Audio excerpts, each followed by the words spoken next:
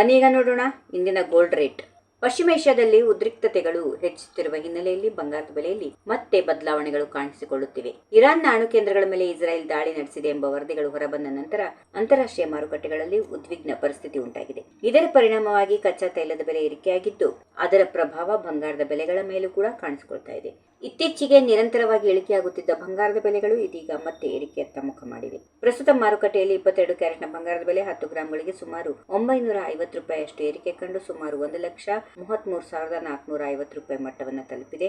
ಅದೇ ರೀತಿ 24 ಕ್ಯಾರೆಟ್ನ ಶುದ್ಧ ಬಂಗಾರದ ಬೆಲೆ 1,000ಕ್ಕೂ ಹೆಚ್ಚು ಏರಿಕೆಯಾಗಿ 10 ಗ್ರಾಂಗಳಿಗೆ ಸುಮಾರು ₹1,44,710 ಮಟ್ಟದಲ್ಲಿ ವಹಿವಾಟು ನಡೆಸ್ತಾ ಇದೆ. ಮತ್ತೊಂದು ಕಡೆ ಬೆಳ್ಳಿ ಬೆಲೆ ಇತ್ತೀಚೆಗೆ ಗಮನಾರ್ಹವಾಗಿ ಕುಸಿತ ಕಂಡಿದೆ. ಪ್ರಸ್ತುತ ಬೆಂಗಳೂರು ಮಾರುಕಟ್ಟೆಯಲ್ಲಿ 1 ಕಿಲೋ ಬೆಳ್ಳಿ ಸುಮಾರು 15,000ದಷ್ಟು ಇಳಿಕೆಯಾಗಿ 2,45,000ಕ್ಕೆ ವ್ಯಾಪಾರ ನಡೆಸುತ್ತಿದೆ.